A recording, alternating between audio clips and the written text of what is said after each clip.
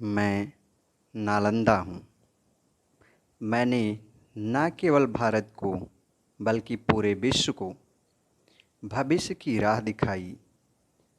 प्रत्येक देश में, अधिकतर देश के, चाहे वो तुर्की हो, चाहे वो फारस हो, मलेशिया हो, सिंगापुर हो, चीन हो, जापान हो, कोरिया हो, हर जगह के विद्वान उस समय मेरी गोद में आए, मेरे प्रांगण में खेले और आके जा कर के विश्व का नेतृत्व किया। पर मुझे एक आतताई द्वारा जला दिया गया। मुझे क्यों जला दिया गया पता नहीं। मैं नष्ट हुआ। भविष्य को रूपरेखा देने वाला मुझ में, मेरे समय में जब मैं युवा था, लगभग 7वीं शताब्दी के पास, मैंने 800 वर्षों तक इस विश्व में शिक्षा की ज्योतिपुंज को अलौकिक बनाया। परंतु कुछ लुटेरे, कुछ आदमखोर आए और मुझे नष्ट कर दिए। पहले मुझे हूणों के द्वारा नष्ट किया गया। हूण सम्राट मेहरकुल ने मुझे लूटा।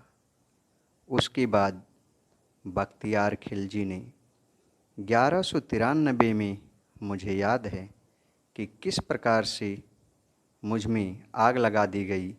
मेरी ईंटें चीख चीख करके भारत के इतिहास की गवाही देती रही। मैं नष्ट हो गया, परंतु आज मेरे अवशेष, मेरे खंडर, मेरे और उस महान सभ्यता के गवाह के रूप में सदैव भारत और विश्व का मार्गदर्शन करेंगे। आज मैं अपनी कहानी आप लोगों से बताऊंगा। मेरे पहले आचार्य शीलभद्र बने। शीलभद्र जी तब मेरे आचार्य थे जब चीन से ह्वेनसांग भारत आया।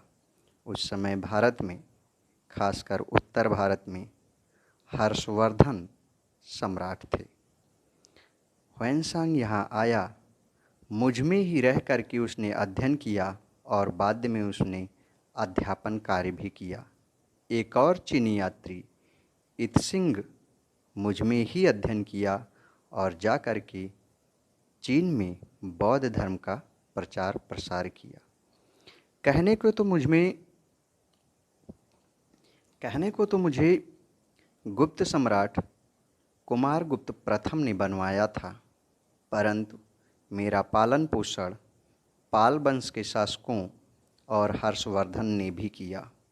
मेरे पालन पोषण के लिए 200 गांव दान में दे दिए गए थे, जिससे मुझ में निवास करने वाले, मेरी गोद में प्रांगण में खेलने वाले उस समय 10,000 छात्र छात्राओं और 2,000 अध्यापकों का खर्चा चलता था। वो निःशुल्क रह करके विद्या अध्ययन करते थे। मुझे जला दिया गया, परंतु आज भी मेरी यादें लोगों को मेरी तरफ आकर्षित करती हैं। उस समय मैं विश्व का एकमात्र विद्यालय था जिसमें छात्रावास थे। छात्रों को रहने के लिए मुझ में 300 कमरे बने थे। ये कमरे, एक कमरे में 2 बौद्ध भिक्षु रह सकते थे। कहने को तो मुझ में बौद्ध धर्म की महायान शाखा का अध्ययन होता था, परंतु मैंने ज्योतिष शास्त्र, चिकित्सा शास्त्र, खगोल विज्ञान, गणित, इतिहास, विधि, इन सभी विषयों के विद्वान विश्व को समर्पित किए। नागार्जुन, वसुबंध, धर्मकीर्ति, ये सब लोग मेरी प्रांगण में पढ़े, शिक्षित हुए और विश्व को नई दिशा और दशा प्रदान किए। मुझ में एक पुस्तकालय था जो 10 मंजिले का था। उसके 3 भाग थे। मेरे पहले पुस्तकालय के भाग का नाम रत्नोदधि था, दूसरे का नाम रत्न सागर था, तीसरे का नाम रत्न रंजक था। मुझ में उस समय 90 लाख पांडुलिपि लिखी हुई थी जो रखी थी। लगभग 3 लाख किताबें मुझ में रखी थी। जब मुझे 1193 में बख्तियार खिलजी के द्वारा जलाया गया, मेरी किताबें उन धुओं में भारत के अतीत की गवाही उड़ रही थी और भविष्य की एक सुंदर कल्पना जल रही थी। मुझे जला दिया गया। मेरी पुस्तकें लगभग 6 महीने तक जलती रहीं। मुझे घोर पीड़ा हुआ।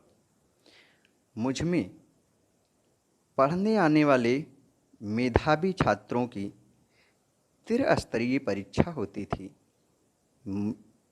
बच्चे जो मुझ में पढ़ने आते थे, पहले 3 स्तर पर उनका परीक्षण किया जाता था। केवल मेधावी छात्र ही हम तक पहुंच पाते थे। आज जब मेरी अस्थियां देखती हैं कि 100 बच्चों पर एक शिक्षक भी नहीं उपलब्ध हो पाता, तब उस समय मैंने लगभग 10,000 बच्चों को पढ़ने के लिए 2,000 शिक्षक उपलब्ध करवा दिए थे। यानी लगभग 5 बच्चों के ऊपर एक शिक्षक मैंने समर्पित किए थे।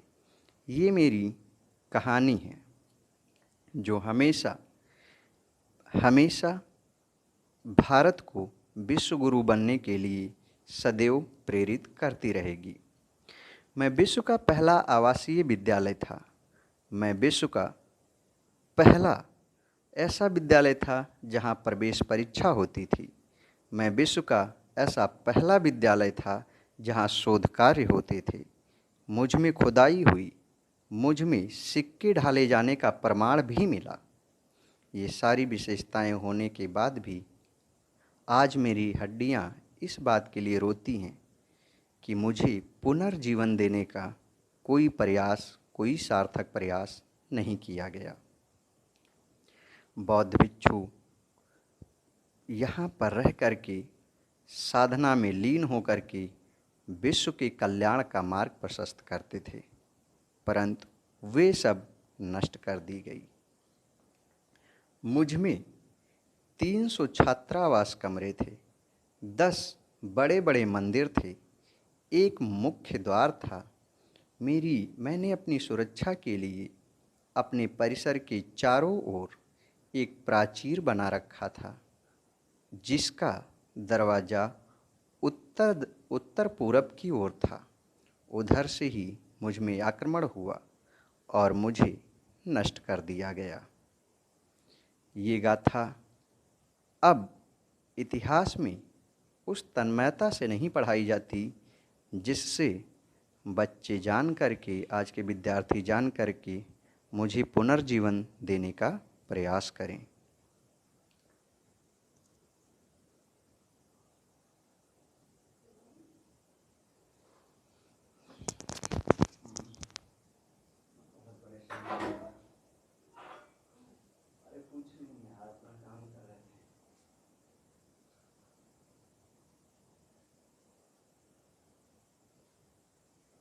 क्या करते हैं? फैन चलाते तो फैन की आवाज़ आती है।